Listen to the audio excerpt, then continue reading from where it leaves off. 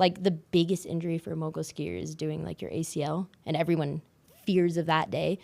And I hate to say it, but I'd rather have that than this, because you have this specific time frame, and if you do your recovery, you're gonna get back at that time. But for PCS, yeah, nobody knows. No, and there's so many different things people try to get better, and I don't know what's right, I don't know what's wrong. Like, it's so hard to figure out.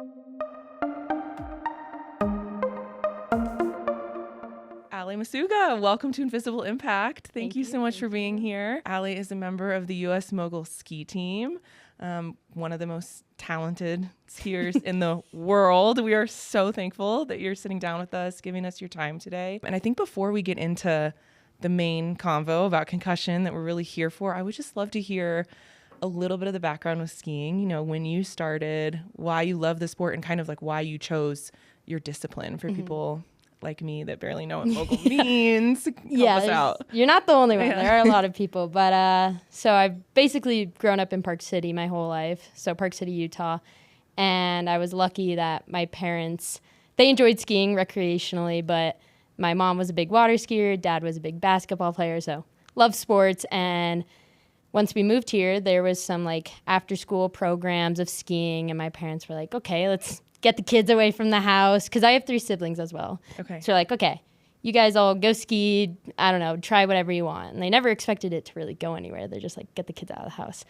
And so I tried a bunch of different sports. Like, I tried kind of every ski sport you can do. And while I competed those for a while, I always kind of knew mogul skiing was going to be what I wanted, because it has the jumping aspect, the speed aspect, and the turn aspect. So for people that don't understand moguls, there's a small section of bumps, like the bumps in the snow, and you do a small section of that. Then you have your top air. Then you have a long section of bumps, then another air, and then a small section.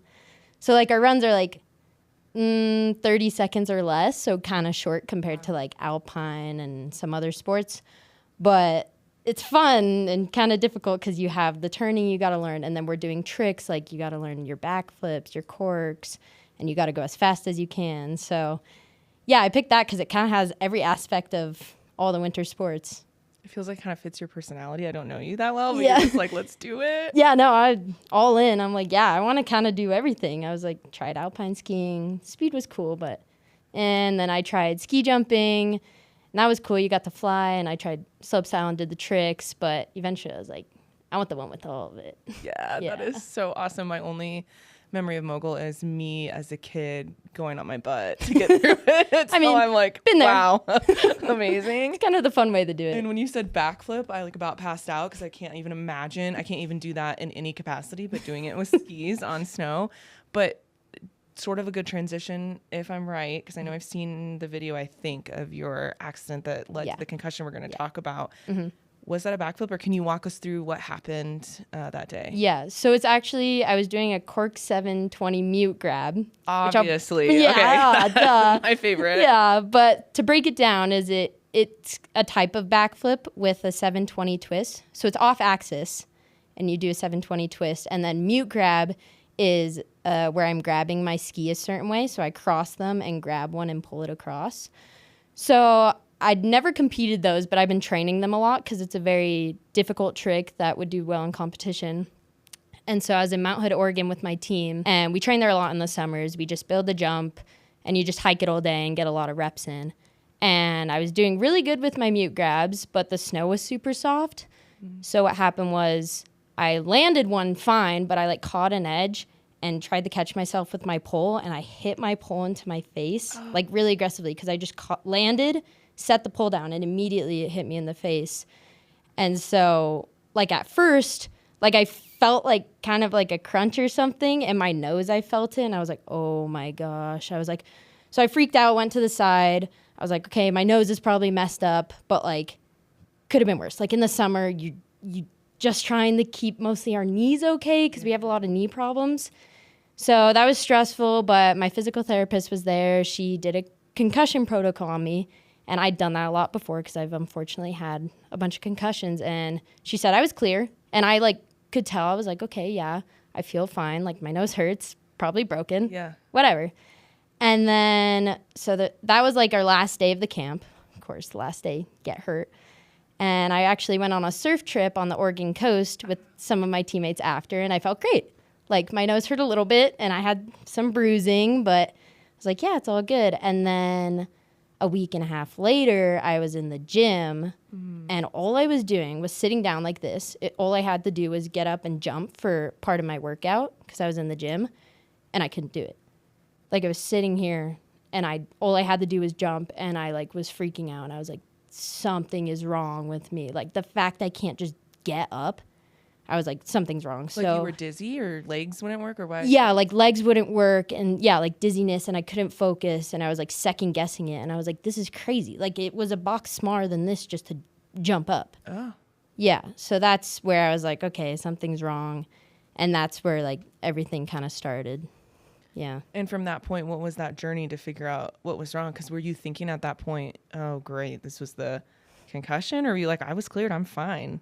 I thought I was cleared and fine. Like, I had no idea what was going on. I was like, maybe I'm sick or something. Like, I'd never had that feeling before, and I was so confused.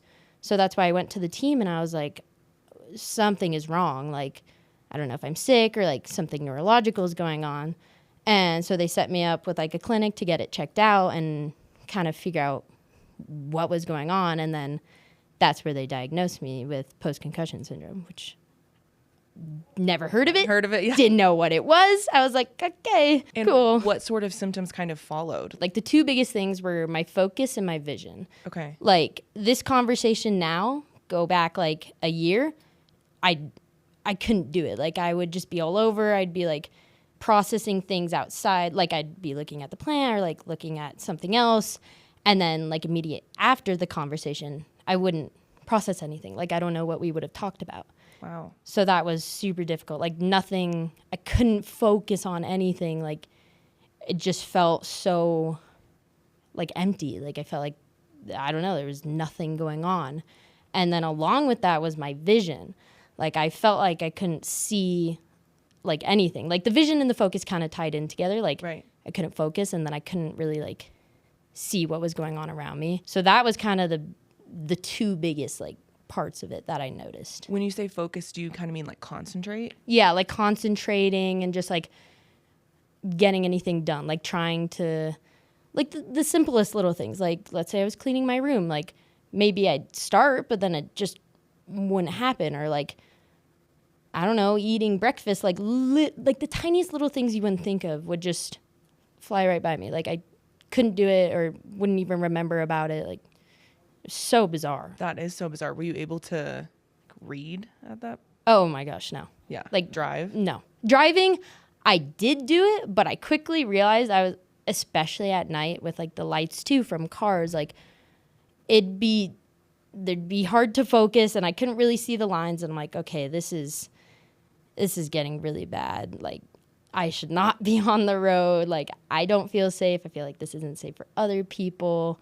And then even if I did feel okay to drive one place to another, I don't know how I got there. It would just be like autopilot in the car. Like I've had that before in the past. Like, you know, if I'm driving from like the store to home, which I've done so many times, it's kind of autopilot. Like, you've done that. But this was like anywhere.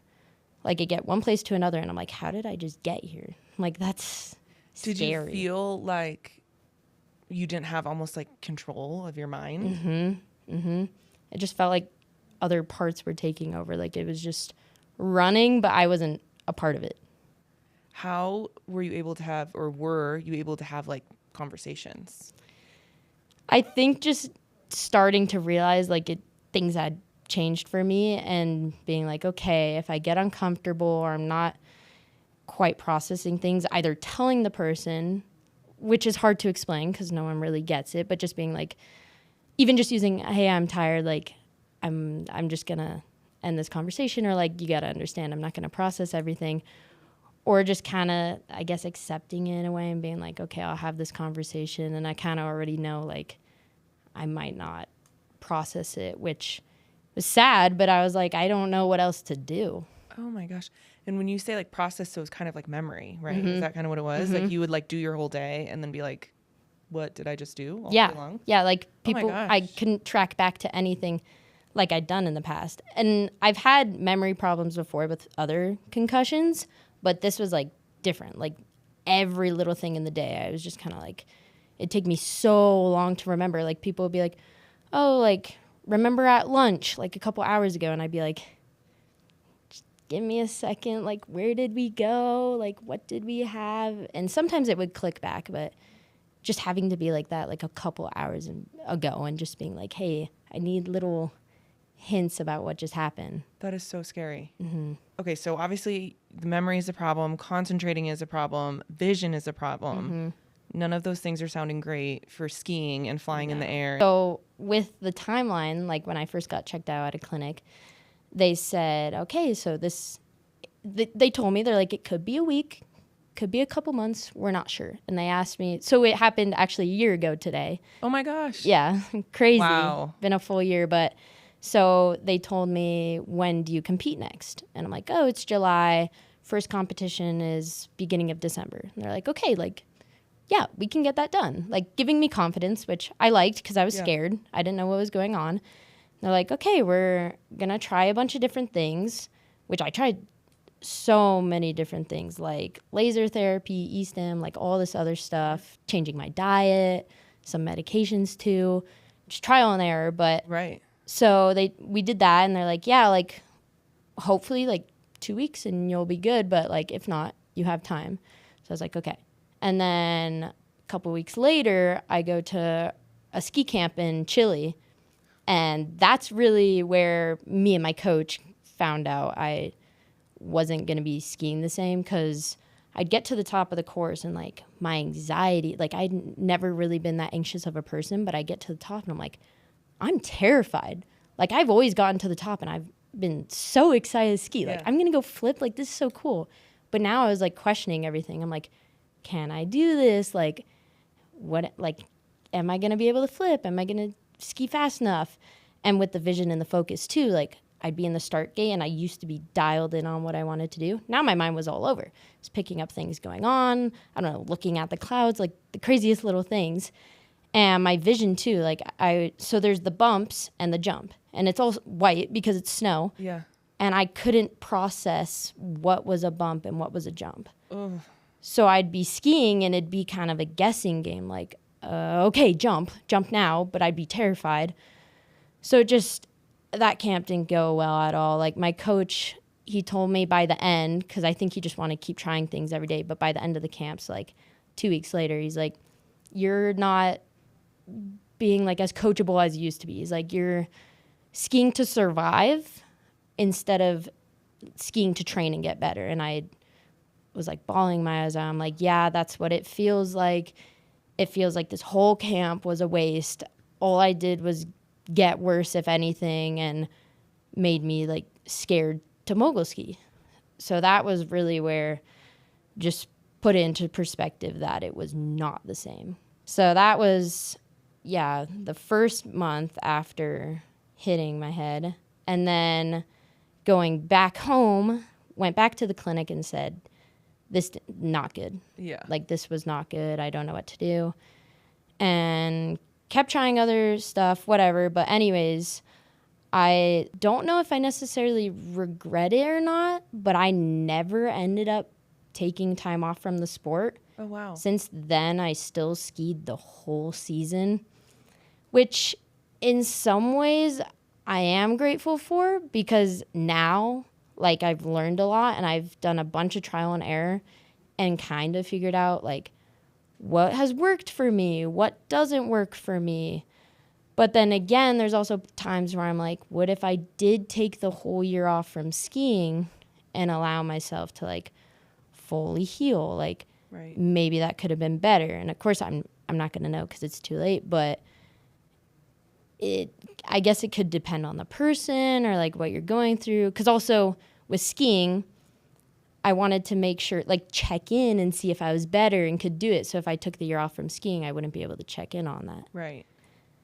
So I don't know. Sometimes I wish that maybe I took a year off and let myself heal, but also, like, sometimes I'm pretty grateful I did, because even though, so I got pushed down a level. So I was competing on World Cup level, which is the best level you can compete at. and I wasn't competing well, so I got pushed down to the NORAM Cup, which is below, the next level below. And I had a different coach me, but through his career, he dealt a lot with anxiety and like a lot of other head and injury stuff. So he helped me a lot and gave me a lot of confidence and kind of walked me through step by step. And we kind of went back to the basics of mogul skiing and worked our way up. So I think that helped too. The part too with not skiing that year, like if I didn't want to, it's hard to tell anyone and talk to them about it because nobody knows what PCS is. I tell them like, hey, I'm injured, but I'm not, and no one really understands it. And they're like, oh, you can compete, you can ski. Like you don't have like a broken knee or you haven't gotten surgery. Like you're fine. Like fine, one could say. So it's really challenging when people can't see it. Mm-hmm. Did you feel that? Mm-hmm. The not visual injury is so annoying. Like all my teammates that got hurt, which I hate to see it, but they'll be like, my recovery, 2 months. Doctor told me, sure enough, 2 months. 6 months, sure enough. For me, I don't know. You could be okay in a couple months. Maybe you won't be okay for a few years. Like, we don't know. I'm like, I don't want to hear that. That's scary. Right. Like, Did that mess with your mentality at all? Because I know for me, like I had a doctor that was like, well, a lot of my patients just one day they wake up and they're better. And I'm like, okay, so when is that one day though? Yeah. Because I've torn my ACL. I'm like, I would rather do that. I know it sounds crazy, a million times over than have PCS again. Yeah. Is exactly what you're saying. Because then we have a plan, then I know exactly, and it's going to do this, and we can see the progress. But when it's just like, okay, open my eyes, I feel the exact same again. Yeah. Like, what? No, it's like an endless loop. Every day just waking up, you're like, am I going to be better today? And I feel like I'd like gaslight myself. I'm like, okay, like I'm better. And I'm like, no, I'm not. Or even the other way around. Like I'm not better, but maybe I was. But yeah, I agree with like the biggest injury for a mogul skier is doing like your ACL, and everyone fears of that day. And I hate to say it, but I'd rather have that than this, because you have this specific time frame, and if you do your recovery, you're gonna get back at that time. But for PCS, yeah, nobody knows. No, and there's so many different things people try to get better, and I don't know what's right, I don't know what's wrong. Like, it's so hard to figure out. When you, in any of those months, were you having headaches, nauseous, dizzy, any of those symptoms? Or was kind of just like... Not as much of that. I mean, definitely some days I'd wake up. For me, like, it was more I was always exhausted. And nowadays I still kind of am. Like, I'm an athlete, so I'm training. And obviously I'm going to be tired. But compared to the past, like, it's so much... Like, I'm always exhausted. There's never a day where I'm like, oh, full of energy. Now I am a little better than like last year, but last year I'd wake up and every day I'd be like, I feel like I can't process. Like I feel like I need like 12 more hours of sleep, which I was already sleeping so much. Yeah, can you talk about that a little? Because I feel like I've heard the phrase like cognitive fatigue. I don't know that. Or like, I remember there was probably 6 months where I'd have to take like 3 naps a day just to like get through the day. I felt like a child again, literally. And I remember my mom being like, all you do is sleep. And I'm like, I can't even tell you that like, if I do not do this nap, I will not be able to function. Like actually my brain will not work. It's not just like, oh, I'm sleepy. Yeah. How would you explain the like, because it's just like a different type of tired. Yeah. It's like the cognitive one, like mentally, like, you can be physically and mentally exhausted, like especially when I'm training. Like, yeah, my legs can be sore, my arms sore, whatever. But the mental one, like if my coach is telling me to work on something, or like I'm trying to do a task, like, I don't know, even making dinner, like I'm focusing so hard on it. And then my brain just like shuts down, it feels like. And then, yeah, like I'm not a huge person to take naps, but I was napping a lot or just sleeping like 12 hours a night. And I'd like tell people, I'm like, oh my gosh, I slept so long. Like, that's crazy. But then like I'd think about it, I'm like, oh, my brain is needing to rest, because like I do a couple tasks in the day and it gets later at night, and I'm like, oh my gosh, like I'm exhausted, like I can't focus on anything. I just want to shut my eyes and just sit here and do nothing, which is so bizarre. And it starts to feel like you can't recognize yourself. Could you relate to that? Yeah, I'd say with that and like everything else too, like the depression and everything, which I have never really been like a super depressed person, and I'm doing much better now, but it's just the depression and the fact that you feel stuck in this endless loop. Like, especially with the sport I love so much that I've been growing up and wanting to go to the Olympics for, like, since I was like 8, and just feeling stuck in this loop where I can't get back to where I was. I'm like, you feel so stuck and lost and lonely. Lonely, I would say, is a big part of it too, because people would be like, oh, like, you just have a concussion, right? And I'm like, no, it's PCS. And they're like, I don't know what that is, but you probably just have a concussion. Like, you'll get better. And I'm like, it's been a couple months and I have no idea when it's going to happen. Like, so it is rough just being in like that hole, just loop.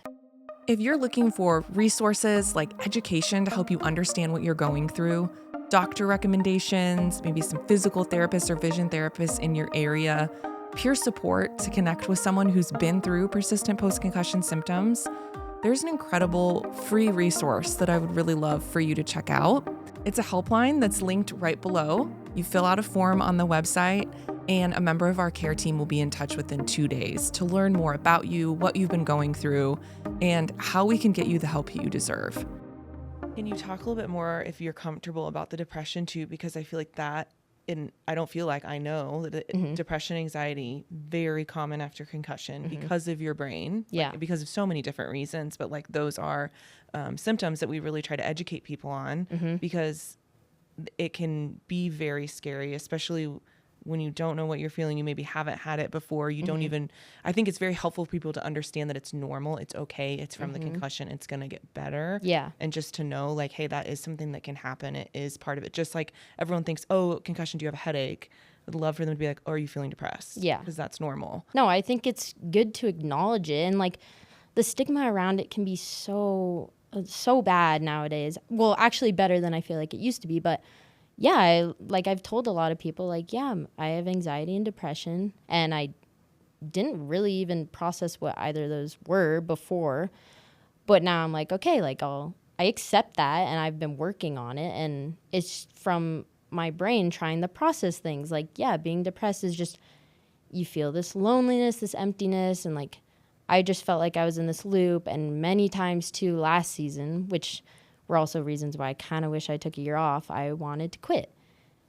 And that is crazy to think about, because I had gotten my first World Cup podiums the year before. Like, I was on the high, like, doing the best I'd ever done. And then all of a sudden, like that, I'm wanting to quit.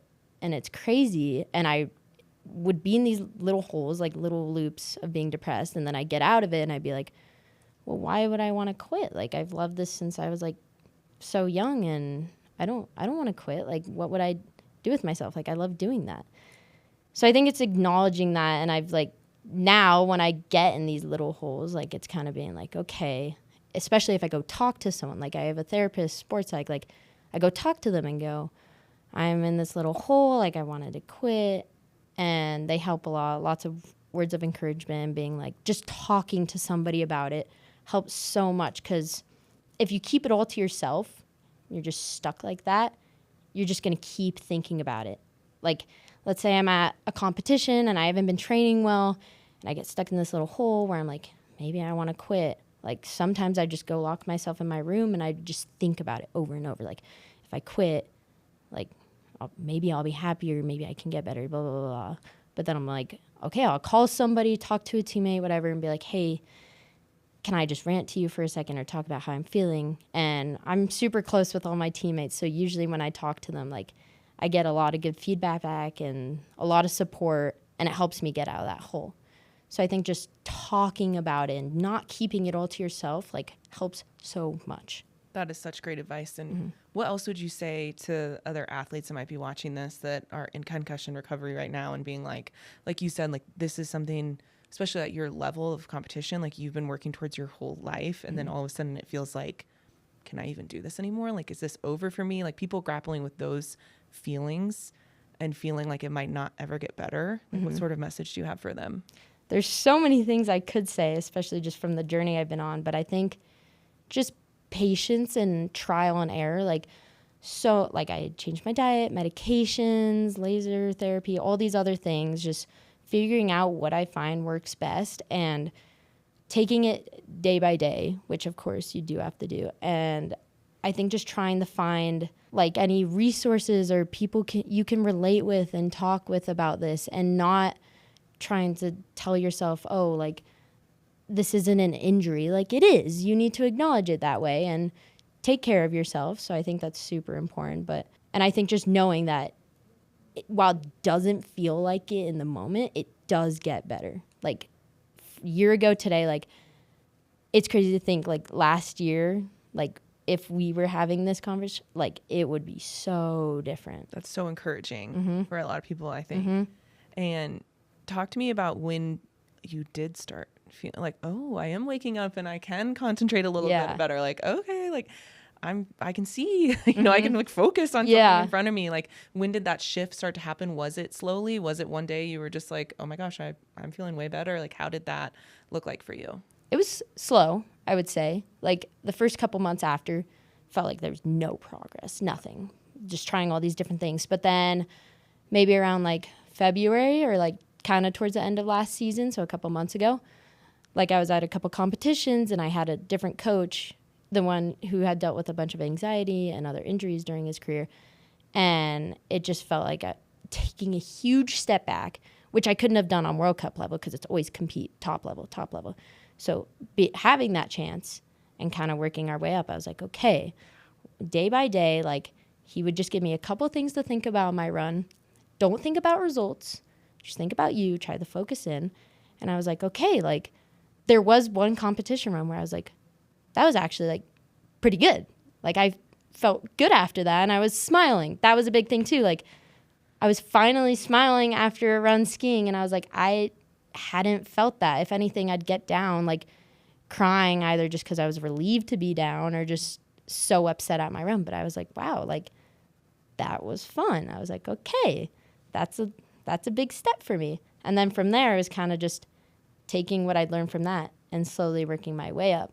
And now with like the summer training I've had so far, like it feels really close to what I had last year. And my coach too, like even yesterday, he said I had the best training day I've had all summer. So he's like, okay, you're getting amazing. there. Yeah. And hearing him say that, I was like, all right, I'm getting there and I can feel it. I'm like, he's telling me what to do. I'm actually doing it. I can focus on it. I'm feeling normal, just crazy to be wanting that normal feeling so bad. But I'm like, okay, I'm getting there. You talk more like you are really feeling it in your brain too. Mm-hmm. Yeah. Isn't that weird that you feel like you can like feel your brain now? Uh-huh. No, it's so bizarre. Like, yeah, thinking about it in the past, I'm like, my brain's here. I'm here. Where in the past, like, no, there was nothing. It's not funny, but I always would say it's like I feel like I was just floating. No, yeah. Around. No, it's just it's to laugh at because it's so bizarre. Like you tell anyone who's never heard PCS and they're like, what? What do you mean? Like what was going on with you? And you're like, I don't really know. Right. Yeah. And what would you say would be like one thing that you would really want people to understand about PCS? To understand it's an injury. Like it's so hard. Even concussions in general, like it's so hard because it's not a physical injury, but it is an injury. Like it's the worst one I've ever had. And I've broken things. I don't know. I ski and flip. So I get hurt all the time, but this is the worst injury I've had. And it was hard for people to really understand that. Like, since it's not visible, if I'm talking to anyone that I haven't told I have it, they say, oh, she's perfectly fine. Like, maybe there's some weird stuff, like she's not paying much attention or like, I don't know, other weird little things, but she's good. I'm like, no, I'm not.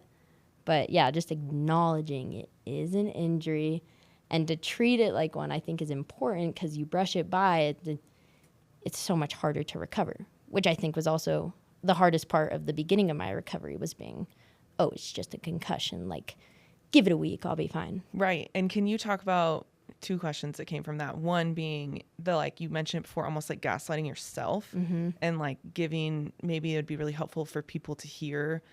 People out there are probably also doing that, but like doing that, like, I know I did. I was like, am I going crazy? Like, and then I'd be like, am I actually making this up? Like, you know, like, no, that is this exactly. even real? Yeah. I think you said you did that. Can you talk more about that and like what you would say to someone who is doing that? Yeah. The line exactly of, am I making this up? Like, I'd go back to the gym and I'd be like, what am I doing? Like, am I just tired? Like, clearly I'm making this up. Like, I'd say that, but like, no, like it's hard because I did that so many times.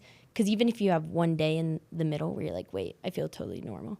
You're like, oh, this is like not real. Like, it is, like, your brain is such an important part of you. Like, it's functioning everything. And like, sure, maybe you'll have that one little day where like everything feels totally normal, but it's healing. You got to give it time to heal and know that your brain, like anything else you can injure, needs healing. If you had surgery on your arm, you're not going to gaslight yourself all of a sudden and say, oh, I didn't actually hurt it. I didn't get surgery. Like, you did. Like, it's healing. You got told this amount of time you're going to heal, which unfortunately don't really get a time frame, but you need that. It's happening, and it sucks, but it happened. Now you acknowledge it. Going back to kind of when you're talking about the lonely part, because I feel like that's something people can relate to a lot. Mm-hmm. Did you feel like did you like isolate yourself socially at all? Or did you feel like, how was like the social part of it? Yeah, I definitely did.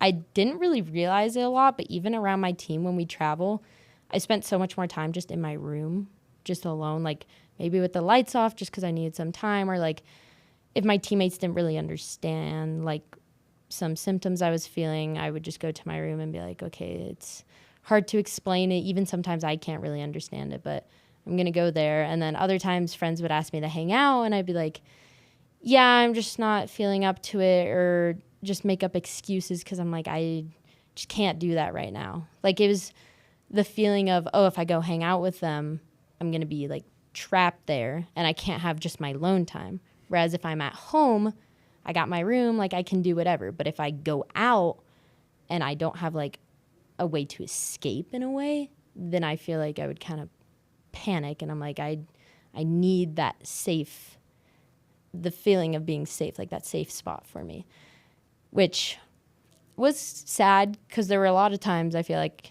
would have had a lot of fun hanging out with people. But in a way it worked out because I was healing, and I feel like a lot of my friends like understood or understand now, but at the time it could be confusing. Like, oh, why is she so distant all of a sudden? And like, she doesn't want to hang out ever.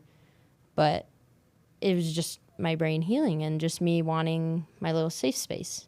Oh, I love how you describe that. That makes a ton of sense. Like, not having an out is like, my heart is racing thinking about it. Like, it's just too scary when your brain, is overwhelmed.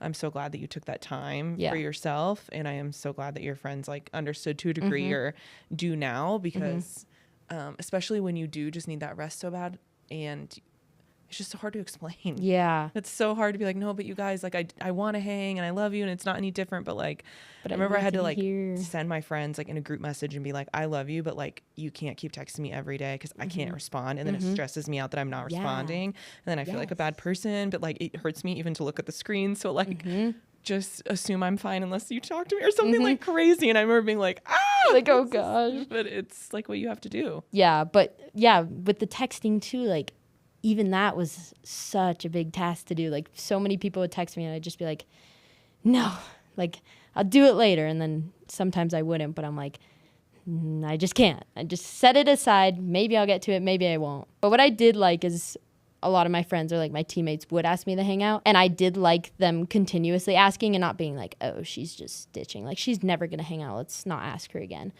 But they understood very well. So they're like, oh, like, maybe she'll want to come this time. And sometimes I would go out. Yeah, and I'm like, oh, that's really special. Yeah, keep getting the invite. Because I think with friends too, like, what I would recommend to people is like, if you're worried about that happening, which is so fair because you want to be there, but you want your safe space, is just be honest. Like, say, hey, like, I'm dealing with a head injury and I just can't. I don't think I can come out right now. Like, I need my downtime, and I'm like, people should understand that, and I think a lot of people will, because like all my teammates did, and a lot of my friends did.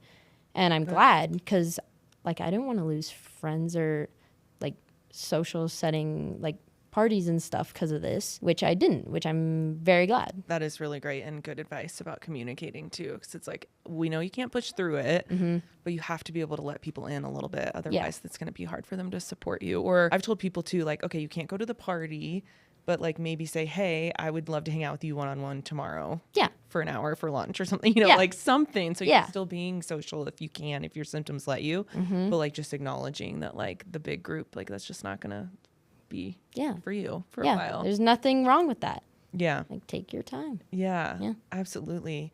And so I think people watching, listening to this that are in how the bad times, you know, I think you can relate to this probably. You're just grasping at like anything I can possibly do to make myself better. Yeah. And so they might be like, wait, Alli seems so great now. Like, what did she do? And I know you've talked about you were at the clinic and you tried so many different things. Is there anything that you haven't mentioned, like any changes in your routine or anything that might be like a universal advice that would help other people, which I know is hard because everyone is different. Yeah. So. And it's hard because like I tried so many different so it's hard to know like what was the thing that actually helped. But I think like even little things like changing my diet, I feel like helped a lot. Just trying to be healthier, like anything healthier, like mentally, like when I'm eating, physically, like all of that I would think helped a lot. And I think also just like giving it the time and not forcing anything, like I think helped a lot.